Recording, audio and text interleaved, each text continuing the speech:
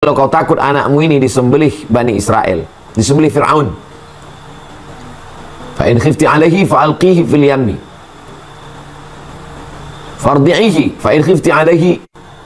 Kalau kau takut anakmu ini disembelih oleh Fir'aun, maka fa'alqihi fil yammi, hanyutkan dia ke sungai Nil. La takhafi, jangan kau takut, wala tahzani, jangan kau sedih. Inna radduhu ilaiki, nanti kami akan mengembalikannya kepadamu. Wa ja'iluhu minal mursalin, dan kami akan menjadikan anakmu itu salah satu dari rasul utusan kami, kata Allah Subhanahu wa ta'ala. Yang menenangkan bayi itu ketika hanyut juga perempuan, namanya Asiyah, istri Fir'aun yang lama tak punya anak. Asiyah lah yang menenangkan. Kata Fir'aun, inilah dia anak yang sudah menarik mahkotaku. Kata Asiyah, sabar Fir'aun, mari kita tes, kita kasih dia makanan dan bara api. Ternyata Allah menurunkan ketenangan. Bayi itu mengambil bara api. Lihat, tuduhanmu tidak benar Fir'aun. Lalu kemudian ketika anak itu ingin menyusu, yang menenangkannya juga adalah ibunya lagi, Yuhanith namanya, Yuhanith. Ibunya itulah yang menenangkan. Dan cerita berikutnya, kisah ketika beliau terusir dari istana Fir'aun, yang menenangkan juga adalah Imra'atu Syu'aib, anak Syu'aib, anak perempuannya. Perempuan yang menenangkan yang pertama ibunya, perempuan yang menenangkannya kedua saudarinya, yang menunjukkan di mana letak hanyutnya. Perempuan yang menenangkannya berikutnya ibu angkatnya, Asiyah namanya. Perempuan yang menenangkannya berikutnya adalah istrinya, anak Syu'aib. 4 perempuan dalam kehidupan Nabi Musa alaihissalam. Bagaimana dengan Nabi Isa alaihissalam? Nabi Isa juga dijaga, ditenangkan oleh seorang perempuan. Perempuan itu bernama Maryam. Dan Maryam itu ditenangkan oleh seorang perempuan bernama Hannah, istri dari Imran. Idh qalat imra'atu Imran, ingatlah ketika istri Imran yang tenang jiwanya. Rabbi inni nazartu laka ma fi batni, aku bernazar apa yang ada dalam perutku ini muharrara, aku ingin dia menjadi pelayan Baitul Maqdis. Lahirlah seorang perempuan yang penuh dengan ketenangan bernama Maryam. Dari perempuan yang tenang itu lahir seorang anak laki-laki yang penuh dengan ketenangan, Isa alaihissalam. Bagaimana pula dengan Sayyidina Muhammad SAW ketika dia menggigil turun dari Jabal Nur, ketika turun Iqra bismi rabbikal ladzi khalaq, khalaqal insana min 'alaqin, Iqra wa rabbukal akramul ladzi 'allama bil qalami 'allamal insana ma lam ya'lam. Yang menenangkannya secara fisik, badan kedinginan menyelimutinya adalah Khadijah. Fitrah seorang perempuan, menenangkan, mengayomi, melindungi. Orang yang kedinginan tidak selesai dengan dimarahi, direpeti, dihamun, tapi diselimuti. Turun ayat, ya ayyuhal muddathir, hai orang berselimut. Ya ayyuhal muzammil, hai orang yang berselimut. Diselimuti oleh Khadijah. Secara psikis, Khadijah juga yang menenangkannya. Engkau tidak pernah buat salah, wahai suamiku Muhammad SAW. Tausilul arham, engkau orang yang menyambung silatul rahim. Engkau orangnya baik, tidak mungkin yang datang itu setan, tidak mungkin yang datang itu jahat. Kalau kau tak percaya, nanti akan kutanyakan kepada saudaraku Waraqah bin Naufal.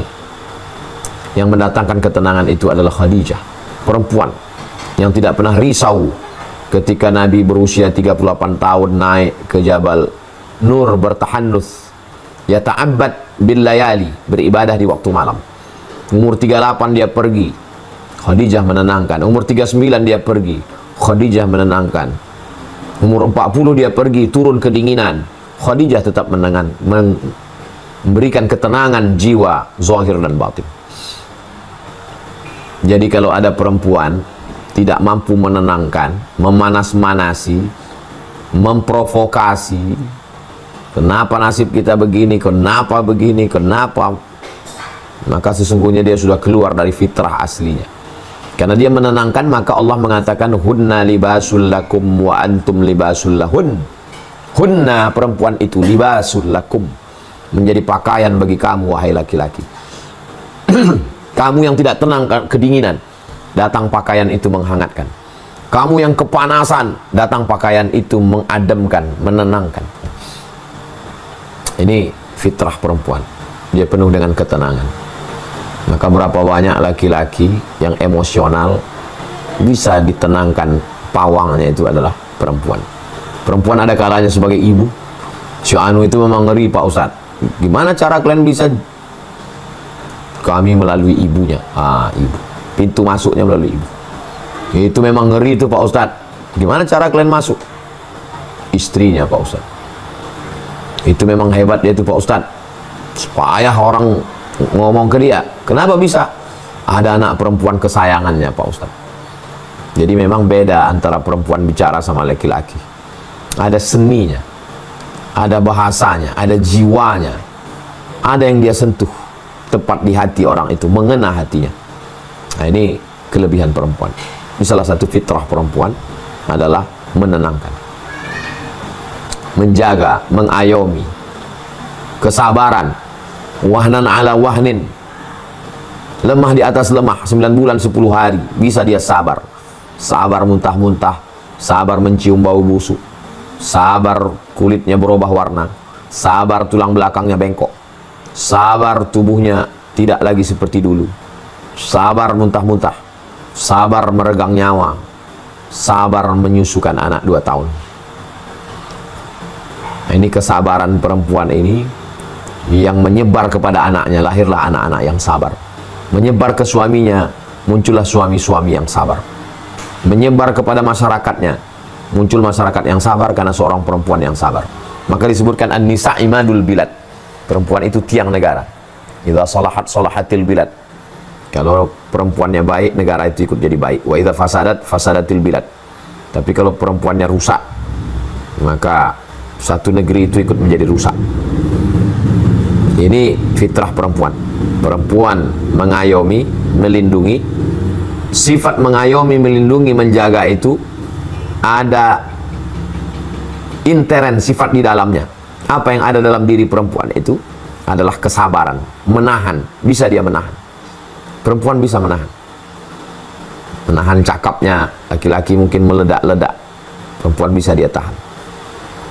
Makanya ketika seorang perempuan mampu menahan emosinya, lalu kemudian dibiarkannya suaminya makan, selesai makan dengan tenang baru disampaikannya berita yang kurang baik itu dengan cara yang baik. Berapa banyak beritanya sebetulnya baik, tapi disampaikan dengan cara yang tidak baik. Ini beritanya tidak baik, tapi bisa dia tahan, disampaikannya dengan cara yang baik. Itu yang dilakukan oleh Ummu Sulaim kepada Abu Talhah, sehingga dia menjadi seorang laki-laki yang tenang. Karena ada perempuan yang sabar, yang menahan segala keluh-kelah penderitaan hidup. Makanya saya kalau sowan kepada kiai di beberapa pondok pesantren, yang terkenal kiai fulan, pondok pesantren fulan, tapi sesungguhnya di balik itu ada ibu nyai yang luar biasa. Beberapa pondok saya datang, ini ibu nyainya luar biasa Pak Ustadz, orangnya sabar sekali. Ini ibu saya ini Pak Ustadz mendampingi bapak saya, sangat luar biasa Pak Ustadz. Rupanya di balik kiai yang luar biasa ada ibu nyai, perempuan-perempuan yang penuh dengan kesabaran, mendidik anaknya, mendidik santri dengan puasanya, dengan tirakatnya. Nah, ini fitrah asli perempuan.